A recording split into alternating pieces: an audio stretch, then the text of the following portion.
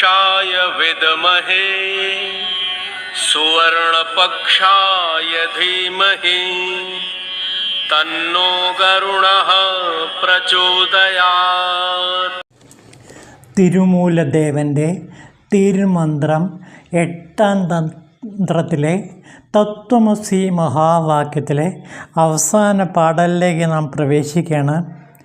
ബ്രഹ്മമാം അത് ഞാനാകുമെന്നൊരർത്ഥത്തിൽ തത്വമസി എന്ന് തന്നെ പണ്ടേ നാം മന്ത്രിച്ചിരുന്നാലും നീ അവനാണെന്നുള്ള ത്വം തത് അസി പദം താനായിടും കുറവറ്റതായിഴും മഹാവാക്യം.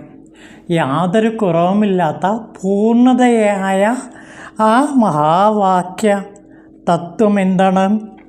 ത്വം തത് അസി. ത്വം നീ അവനാണ്.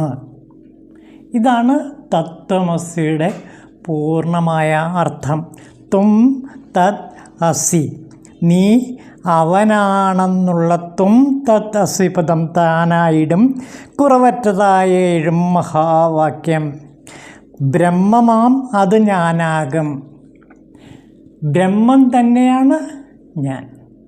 അപ്പോൾ തത്വമസി വാക്യത്തിൻ്റെ പൂർണ്ണമായ അർത്ഥം ഇതാണ്: ബ്രഹ്മം തന്നെയാണ് ഞാൻ എന്ന അർത്ഥത്തിൽ തത്വമസി എന്ന് തന്നെ പണ്ട് നാം മന്ത്രിച്ചിരുന്നാലും പണ്ട് മുതലേ നാം മന്ത്രിക്കുന്ന ആ ഛാന്ദോഗ്യോപനിഷത്തിലെ മന്ത്രം ഇതാണ്: തത്വമസി, ബ്രഹ്മമാം അത് ഞാനാകും. ബ്രഹ്മം തന്നെയാണ് ഞാൻ. ഇതാണ് ശബരിമല ക്ഷേത്രത്തിൻ്റെ മുമ്പിൽ എഴുതി വച്ചിരിക്കുന്ന തത്വമസി മഹാവാക്യം.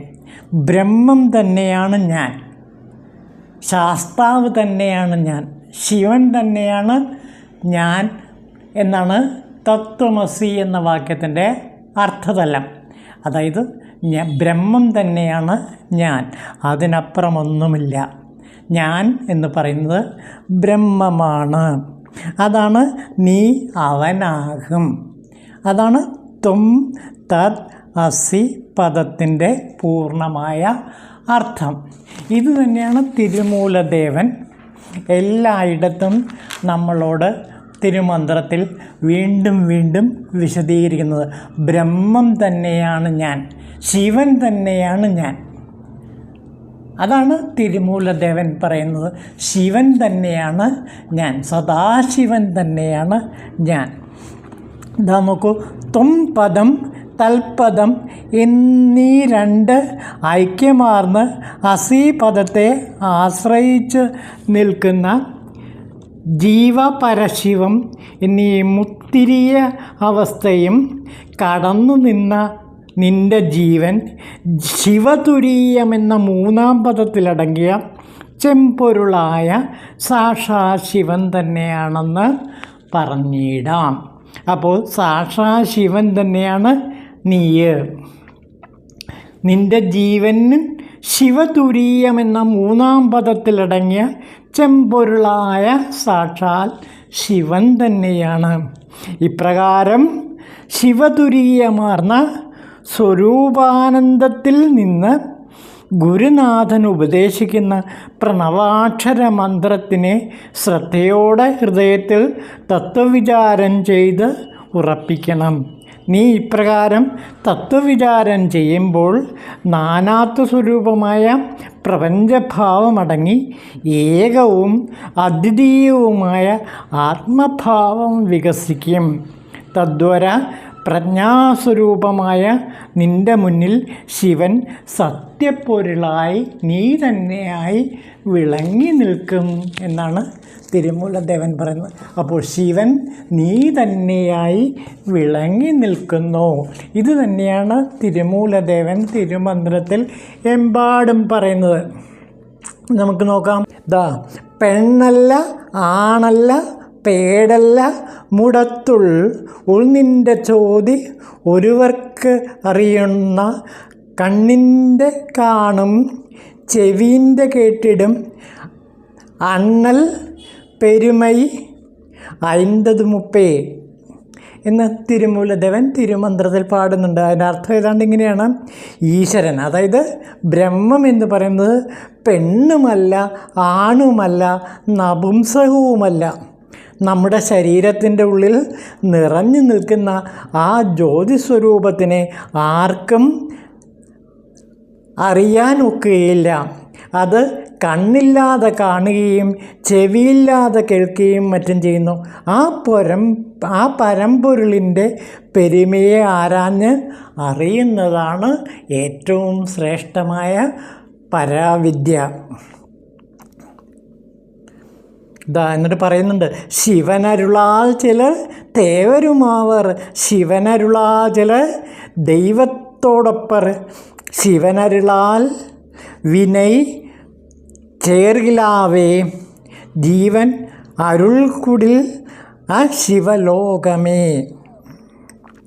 ശിവൻ്റെ അനുഗ്രഹത്താൽ ചിലർ ദേവന്മാരായിത്തീർന്നു. ശിവൻ്റെ അനുഗ്രഹത്താൽ ചിലർ ഈശ്വരതുല്യരായി ഭവിക്കുന്നു. ശിവൻ്റെ അനുഗ്രഹമുണ്ടെങ്കിൽ നമ്മുടെ കർമ്മങ്ങൾ ഇല്ലാതായിത്തീരും.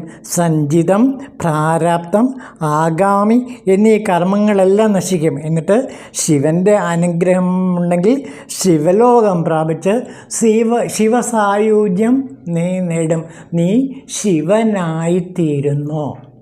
ഇതാണ് തിരുമൂലദേവൻ തിരുമന്ത്രത്തിലെപ്പോഴും എല്ലായിടത്തും പറഞ്ഞുകൊണ്ടിരിക്കുന്ന ഒരേ ഒരു സത്യം: ശിവൻ്റെ അനുഗ്രഹമുണ്ടെങ്കിൽ നിനക്ക് ശിവലോകപ്രാപ്തി ലഭിക്കുകയും ശിവസായുജ്യം, ശിവനായി തന്നെ നീ തീരുകയും ചെയ്യും. ഇതിനപ്പുറം തിരുമൂലദേവൻ തിരുമന്ത്രത്തിൽ ഒന്നും പറഞ്ഞിട്ടില്ല. നീ ശിവനായി തീരും. തത്വമസി വാക്യം. ഇതാണ് എല്ലാ മഹായോഗികളും അവസാന നിമിഷത്തിൽ അനുഭവിക്കുന്ന ഏറ്റവും മഹനീയമായ ശിവാനന്ദ ലഹരി.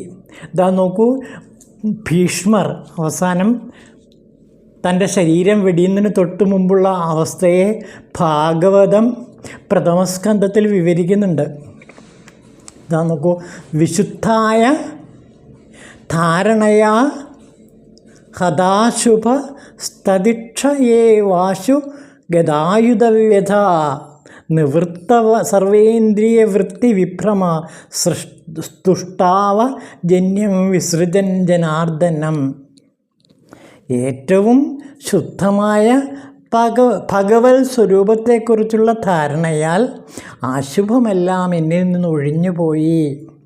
ഭഗവാന്റെ കാരുണ്യ കടാക്ഷത്താൽ തന്നെ ആയുധമേറ്റിട്ടുണ്ടായിരുന്ന വേദന മുഴുവനും ശമിച്ചു. അതുകൊണ്ട് തന്നെ എല്ലാ ഇന്ദ്രിയങ്ങളെയും പലവിധങ്ങളായ പരിഭ്രമങ്ങളും നിലച്ചു കഴിഞ്ഞു.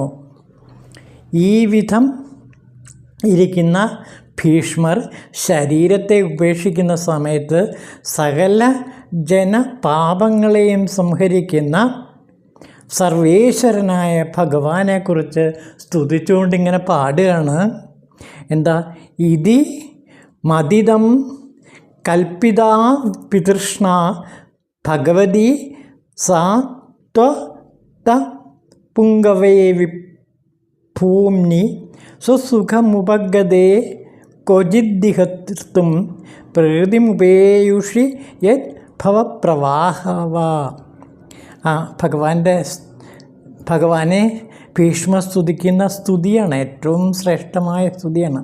വിശേഷ മഹിമയുള്ളവനും സ്വരൂപനുമായ ബ്രഹ്മാനന്ദത്തെ സദാ പ്രാപിച്ചിരിക്കുന്നവനും ജനന മരണ പരമ്പരയെ ഉണ്ടാക്കി തീർക്കുന്ന പ്രകൃതിയെ സൃഷ്ടി ആദി ലീലകൾക്ക് വേണ്ടി ചിലപ്പോൾ സ്വേച്ഛയാ സ്വീകരിക്കുന്നവനും ഇപ്പോൾ യാദവശ്രേഷ്ഠനുമായി അവതരിച്ചിരിക്കുന്നവനായ ഭഗവാനെ മറ്റൊരു വിഷയത്തിലും ചേർച്ചയില്ലാത്തായിരിക്കുന്ന എൻ്റെ ബുദ്ധി ഇപ്രകാരം ഉറപ്പിച്ചിരിക്കുന്നു. ഞാൻ ഭഗവാനായി തീർന്നിരിക്കുന്നു എന്നാണ് ഭീഷ്മർ ഇവിടെ പറയുന്നത്. അത് തത്വമസി, അവൻ ഞാൻ തന്നെയായി മാറിയിരിക്കുന്നു എന്ന് ഭാഗവതത്തിൽ ഭീഷ്മർ അവസാന നിമിഷത്തിൽ പറയുന്ന വാക്ക് ഇതാണ്.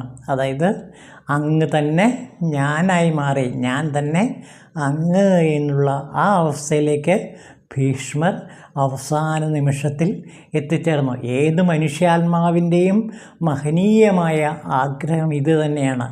അവൻ നീ തന്നെ, നീ അവനാണ്.